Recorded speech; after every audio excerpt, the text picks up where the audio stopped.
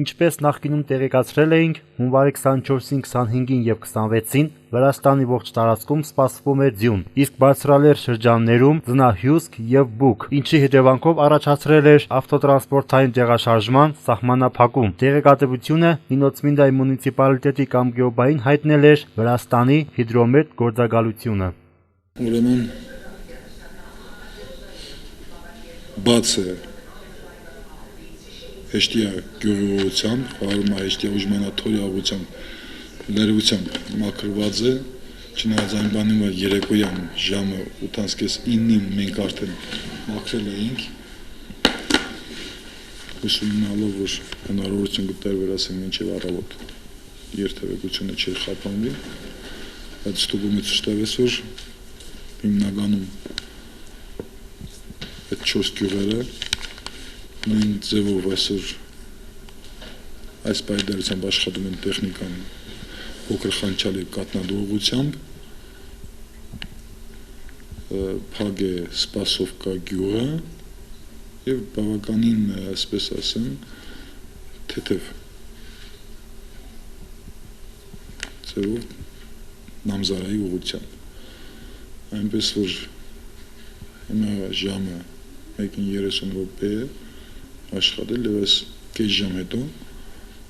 բոլոր ճանապարհները լրիվությամբ կբացվեն,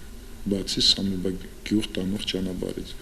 իսկ Սպասովկան ինչպես միշտ մենք կսպասարկենք Սատխայի ուղղությամբ, այնպես որ մաքսիմում կես ժամ 45 րոպեից հիմնականում մնացել են տրակտորի տեխնիկան հենց հիմա աշխատում է խանչալի ուղղությամբ, փոքր խանչալի ուղղությամբ, որից հետո իր աշխատանքները կուղի դեպի կատնադու, իսկ մնացած ուղղությամբ արդեն բաց են, այնպես որ մեզ պրոբլեմ մնացել են մի փոքր խանչալի եւ կատնադու ուղղությամբ, որից հետո այն տեխնիկան, որն աշխատում է հիմա հեշտիայում, արդեն վերջացրել է կուղի դեպի Սպասովկա, Սատխայից դեպի Սպասովկա, այնպես որ 45 րոպեից հետո Նինոցմինդայի գյուղական տարածքների բոլոր ճանապարհները բաց կլինեն։ Պետք է ասեմ, որ այս պայդարությամբ 3 տեխնիկա կան, 2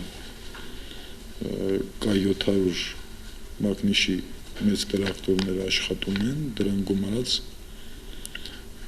T150 մագնիշի տրակտոր, 3 տեխնիկա այս պայդարությամբ աշխատում են,